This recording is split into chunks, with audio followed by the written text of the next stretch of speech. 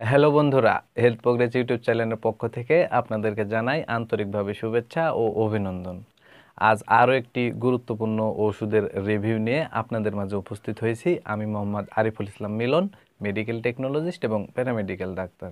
তো আজ যে ওষুধটির রিভিউ করবো, এই যে স্ক্রিনে দেখতে পাচ্ছেন, ওষুধটির নাম হচ্ছে অ্যানাডল। এটি একটি ক্যাপসুল জাতীয় ওষুধ। আর এই ওষুধটির উপাদানের মধ্যে রয়েছে, বা এই ওষুধটির জেনেরিক নেম হচ্ছে ট্রামাডল হাইড্রোক্লোরাইড। অবশ্যই এটি দুই ক্যাটাগরিতে এই ক্যাপসুলটি পাওয়া যায়। একটি হচ্ছে 50 mgর ক্যাপসুল, আর একটি হচ্ছে 100 mgর ক্যাপসুল। আর এই ওষুধটি উৎপন্ন করেছে বাংলাদেশের সুনামধন্য ওষুধ কোম্পানি স্কয়ার ফার্মাসিউটিক্যালস লিমিটেড। এখন আসুন যে আসলে এই ওষুধটির কার্যকারিতা কী, অর্থাৎ কোন কোন রোগের ক্ষেত্রে এই ওষুধটি ব্যবহার করা হয় সেটা আমি আপনাদের বলে দিই। তো এই ওষুধটির কার্যকারিতা বলতে গেলে মাঝারি থেকে তীব্র ব্যথাজনিত উপসর্গে এই ওষুধটি কার্যকরী ওষুধ হিসেবে কাজ করে।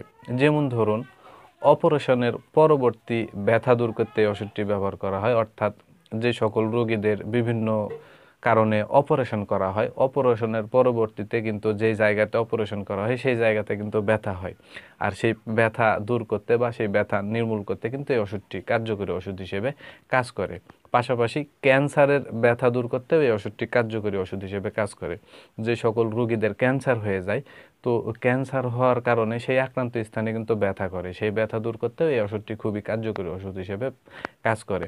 পাশাপাশি ঘাড় ও পিঠের উপসর্গজনিত ব্যথা দূর করতেও কিন্তু এই ওষুধটি খুবই কার্যকরী ওষুধ হিসেবে কাজ করে। বিশেষ করে যাদের ঘাড়ে এবং পিঠে ব্যথা হয় বা প্রচণ্ড পরিমাণে তীব্র ব্যথা হয়, সেই ব্যথা দূর করতেও কিন্তু এই ওষুধটি খুবই কার্যকরী ওষুধ হিসেবে কাজ করে।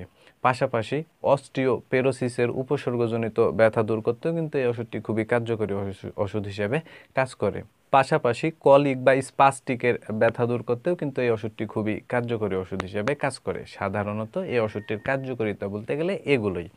এবার আসুন যে আসলে ওষুধটির সেবনবিধি কি সেটি আমি আপনাদের বলে দিই। তো এই ওষুধটির সেবনবিধি বলতে গেলে 4 থেকে 6 ঘন্টা পর পর একটি করে ক্যাপসুল সেবন করতে হবে। তবে এটি যাদের ব্যথার তীব্রতা অনেক বেশি তারা 100 mgটি সেবন করতে পারবে, আর যাদের ব্যথার তীব্রতা তুলনামূলকভাবে একটু কম তারা 50 mgর ক্যাপসুলটি সেবন করবে 4 থেকে 6 ঘন্টা পর পর। এটি হচ্ছে এই ওষুধটির সেবন বিধি। এবার আসুন যে আসলে ওষুধটির কোনো পার্শ্ব প্রতিক্রিয়া আছে কিনা সেটা আমি আপনাদের বলে দিই। তো প্রতিটা ওষুধেরই সামান্য হলেও কিছু না কিছু পার্শ্ব প্রতিক্রিয়া থাকে। এই ওষুধটিরও সামান্য হলেও কিছু না কিছু পার্শ্ব প্রতিক্রিয়া আছে।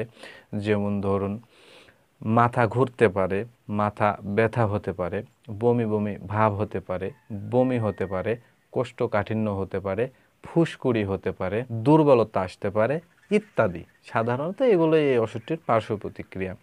এবার আসুন যে আসলে কোন কোন ক্ষেত্রে এই ওষুধটি ব্যবহার করা যাবে না। তো এই ওষুধটির উপাদানের প্রতি যাদের অত্যন্ত সংবেদনশীলতা রয়েছে, বিশেষ করে তারা এই ওষুধটি কিন্তু সেবন করতে পারবে না।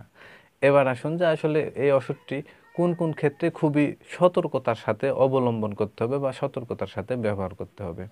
অ্যালকোহলজনিত বিষক্রিয়া, পাশাপাশি হিপনোটিক, পাশাপাশি কেন্দ্রীয়ভাবে কার্যত ব্যথানাশক ওষুধের সাথে এই ওষুধটি সেবন না করাই সবচাইতে ভালো হবে। এবার আসুন যে আসলে গর্ভবতী মায়েরা বা স্তন্যদানকালী মায়েরা ওষুধটি সেবন করতে পারবে কি না। তো বিশেষ করে গর্ভবতী মায়েরা বা স্তন্যদানকালী যারা মায়েরা আছে তাদের ক্ষেত্রে এই ওষুধটি সেবন না করাই সবচাইতে বেটার হবে বা ভালো হবে। তারপরেও যদি খুবই প্রয়োজন পড়ে যায় তাহলে অবশ্যই বিশেষজ্ঞ চিকিৎসকের সাথে পরামর্শ করতে হবে, তারপরে সেবন করতে হবে। তবে গর্ভবতী এবং স্তন্যদানকালী মায়েদের এই ওষুধটি সেবন না করাই সবচাইতে বেটার হবে। এবার আসুন যে আসলে ওষুধটি পাবেন কোথায় আর দাম কত সেটা আমি আপনাদের বলে দিই। তো অ্যানাডল এই ওষুধটি বাংলাদেশের যে কোনো ফার্মেসিতে বা যে কোনো ওষুধের দোকানে আপনারা একটু খোঁজখবর নিলে অতি সহজেই কিন্তু এই ওষুধটা আপনারা পেয়ে যাবেন। আর এই অ্যানাডল এই 50 mg একটি করে ক্যাপসুলের দাম বা মূল্য মাত্র 8 টাকা। তো বন্ধুরা, আমার এই ভিডিও দেখে যদি আপনাদের এতটুকু যদি ভালো লেগে থাকে তাহলে অবশ্যই ভিডিওতে একটি লাইক করে দিবেন, পাশাপাশি আমার এই চ্যানেলটি সাবস্ক্রাইব করে দিবেন। তো এই বলে আজকের এই ভিডিও আমি এখানেই শেষ করছি। খুব শীঘ্রই আবার দেখা হবে পরবর্তী ভিডিওতে। ততক্ষণে আপনারা সবাই ভালো থাকবেন এবং সুস্থ থাকবেন। খোদা হাফেজ।